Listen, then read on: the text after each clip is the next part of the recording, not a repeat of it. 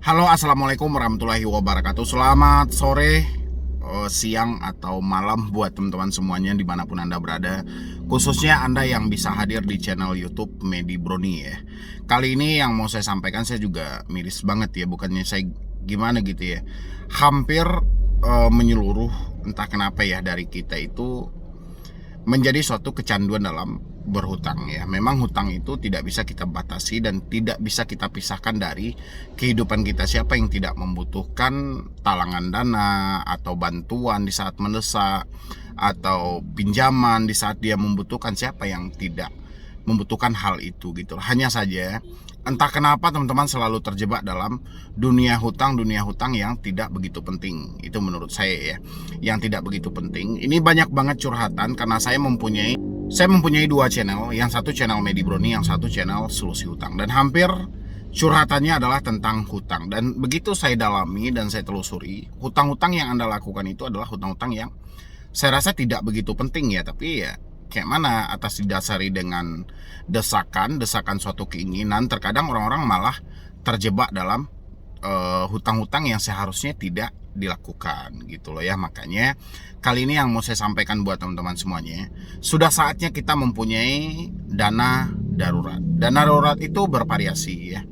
Bisa digunakan untuk kebutuhan mendesak, bisa digunakan untuk mencegah hutang piutang, dan bisa juga membuat hidup lebih tenang. Dan kita juga kayak mana ya, terhindar dari hutang-hutang yang tidak begitu penting. Jadi sudah saatnya teman-teman semua itu, apabila kita sudah gajian, di saat gajian itu tolong disematkan banget untuk dana darurat Anda. Sudah saatnya Anda menyisihkan gitu loh, supaya Anda tidak terjebak lagi dengan hutang-hutang yang tidak penting.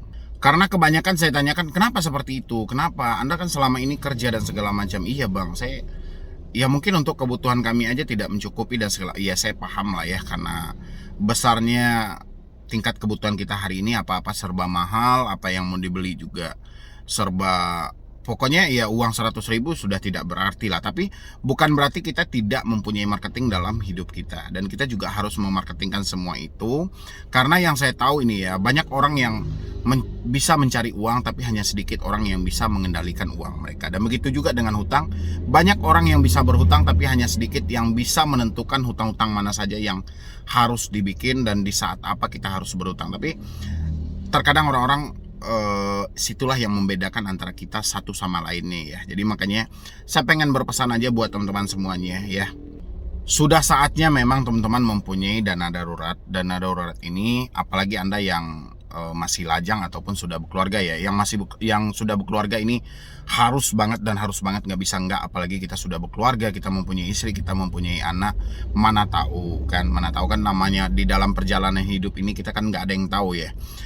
Tengah malam kita mendesak anak sakit, atau tengah malam terjadi kecelakaan dan segala macam, dan kita bisa pakai dana darurat kita gitu loh. Jadi intinya dari dana darurat itu sebenarnya Anda harus mempunyai tabungan dan Anda harus mempunyai marketing, supaya minimal ini ya, minimal bisa menghindari Anda dari dunia hutang yang tidak begitu penting. Untuk mengumpulkan dana darurat ini sebenarnya juga nggak begitu sulit ya, kalau kita benar-benar ingin melakukannya. Kita cukup menyisihkan sebagian dari rezeki kita per bulan aja gitu loh. Dan rezeki berapapun yang mau Anda sisihkan itu tergantung dari diri Anda, berapa kira-kira uang yang mau Anda sisihkan ini tidak mengganggu ke kebutuhan pokok Anda, ke kebutuhan kehidupan Anda. Contoh, Anda gaji 4 juta, mungkin 50.000 sebulan atau 100.000 sebulan, kan bisa jadi Anda menyisihkannya. Nanti lama-kelamaan kan dia juga akan terkumpul sendiri gitu loh. Kalau kapan perlu Anda juga bisa menyisihkan 10% dari gaji Anda, kan juga bisa. Tapi kalau terlalu berat 10%, mungkin 5%. Atau terlalu berat juga kayak tadi aja, Anda bisa menyisihkan berapa gitu loh, 4 juta bukan ya, 100.000 atau 50.000. Tapi benar-benar ini ya, karena dana darurat ini yang kita sisihkan ini benar-benar akan kita pakai untuk kondisi yang darurat gitu loh. Tidak kondisi yang mana tahu Anda ada keperluan ya, udahlah pakai aja lah ini dulu. Itu nggak bisa ya. Kita itu harus mempunyai pendirian dan kita harus mempunyai prinsip.